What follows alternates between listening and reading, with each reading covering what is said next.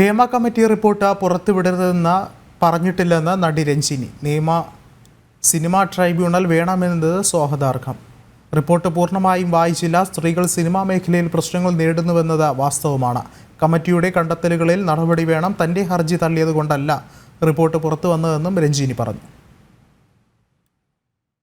ഞാൻ ആദ്യം തൊട്ട് ഞാൻ പറഞ്ഞത് പബ്ലിഷ് ചെയ്യണം, റിപ്പോർട്ട് പുറത്തു വരണം.